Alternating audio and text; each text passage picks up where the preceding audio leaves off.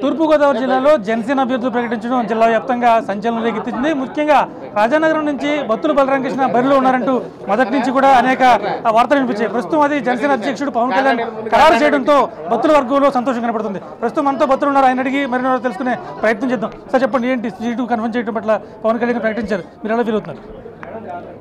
ఇది జన సైనికులు, జనసేన నాయకులు, కార్యకర్తలు, వీర మహిళల యొక్క విజయం. ఇది పవన్ కళ్యాణ్ గారు ఇక్కడ ఉన్నటువంటి పరిస్థితులు పూర్తిగా అవగాహన చేసుకుని ప్రజల పట్ల చేస్తున్న పోరాటాలు, ప్రజలకు ఉన్నటువంటి చేస్తున్న సేవలు అన్నీ గుర్తించి ఇక్కడ రాజానగరం నియోజకవర్గం అనేది జనసేన అడ్డాగా వారు ఖచ్చితంగా నమ్మి ఈరోజు మొట్టమొదటి సీటుగా రాజానగరం నియోజకవర్గం అనౌన్స్ చేయడం అనేది వారికి జనసేన పార్టీ తరపున, అదేవిధంగా రాజానగరం నియోజకవర్గ ప్రజల తరపున కూడా మీ యొక్క బిగ్ న్యూస్ ద్వారా మీకు శుభాకాంక్షలు, ధన్యవాదాలు తెలియజేస్తున్నాను.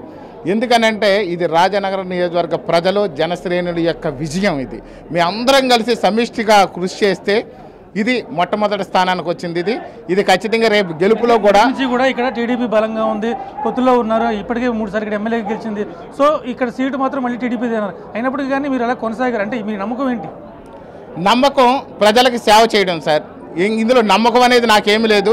నేను ఇక్కడ పదవుల కోసం రాలేదు, లేకపోతే సీట్లు వస్తాయని రాలేదు, లేకపోతే రాజకీయంగా ఏదో ఎదిగేద్దామని రాలేదు. కేవలం నేను ఇక్కడికి వచ్చింది ప్రజలకు సేవ చేయాలన్న దృక్పథంతో వచ్చాను. నా ప్రాంతం ఇది, నేను ఇక్కడ స్థానికుడిని, నా ప్రాంతాన్ని అభివృద్ధి చేయాలన్న గట్టి సంకల్పంతో వచ్చాను.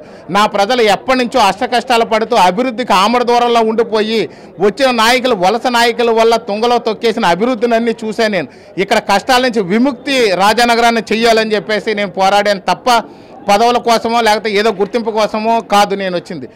ఇది ఇప్పుడు కూడా ఈరోజు కూడా అదే చేస్తున్నాను. దాన్ని నమ్మిన పవన్ కళ్యాణ్ గారు నిస్వార్థంతో పనిచేస్తున్న రాజానగరం నియోజకవర్గాన్ని ఇప్పుడు పదవి లేకపోతేనే ఇన్ని విధాలుగా కష్టపడుతున్నారు కదా కుటుంబం అంతానే. అలాంటప్పుడు ఇలాంటి వాడికి ఒక అవకాశం ఇస్తే బాగుంటుందని ఆయన ఆలోచించారని అనుకుంటున్నాను. నేను ఖచ్చితంగా మాత్రం ఇక్కడ జనశ్రేణుల యొక్క విజయంగా భావిస్తున్నాను. ఇది రేపు గెలుపులో కూడా ఇంకా 10 రెట్లు కష్టపడి మేమంతా కూడా టీడీపీ వాళ్ళని కలుపుకొని ముందుకు వెళ్ళి ఇక్కడ మంచి మెజారిటీ తీసుకొచ్చి అప్పగిస్తామని ఈ సందర్భంగా తెలియజేస్తాను. దాదాపు ఈ సీటు టీడీపీ కన్ఫర్మ్ అయిపోయిందన్న వార్తలు కూడా వచ్చాయి. ఇప్పుడు టీడీపీ శ్రేణులను కలుస్తారు, మీరు వాళ్ళు ఎలా కలుపుకుని ముందుకెళ్తారు? ఖచ్చితంగా మేము అన్నదమ్ములుగానే ముందుకెళ్తాము. ఎక్కడ ఎలాంటి చిన్న ఇబ్బందులు కూడా లేకుండా చూస్తాము. ఇందులో కూడా మేము సమన్వయ కమిటీలు ఏర్పాటు చేసుకున్నాం, అనుభవజ్ఞులు మేము ఏర్పాటు చేసుకున్నాం. వారి ద్వారానే చిన్న గ్యాపులు ఎక్కడ కూడా రాకుండా మేము చూసుకుంటాము. వైసీపీ వాళ్ళ మధ్యలో ఏదైనా చిన్న క్రియేట్ చేసినా టీడీపీ ముసుకో లేకపోతే జనసేన ముసుగు వేసుకుని మా మధ్య ఇబ్బందులు పెట్టడానికి ప్రయత్నం చేస్తారు. ఎన్ని ఇబ్బందులు పెట్టడానికి ప్రయత్నం చేసినా కానీ మేము ఐక్యతతో ఉన్నాము, ప్రేమ ఆప్యాయతలు అనురాగాలతో ఉన్నాము, నమ్మకంతో ఉన్నాము. ఖచ్చితంగా ఇక్కడ వైసీపీ విముక్త ఆంధ్రప్రదేశ్గా చేయాలనుకున్నాం కాబట్టి అందులో భాగంగా మేమందరం కలిసికట్టుగా పెడతామనేది ఈ సందర్భంగా నేను ధీమాన్ని వ్యక్తం చేస్తున్నాను. సంక్షేమ పథకాలే మా ప్రభుత్వానికి శ్రీరామ రక్ష అని చెప్పి వైసీపీ ముందుకెళ్తుంది. అటువంటి వైసీపీని మీరు ఎలా ఢీకొట్టబోతున్నారు?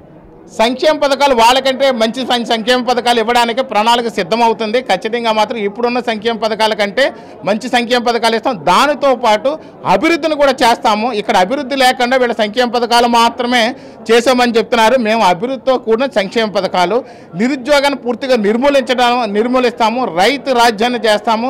ఖచ్చితంగా మాత్రం విద్యార్థులకు పెద్దపీట వేస్తాము, వైద్యానికి పెద్దపీట వేస్తాము.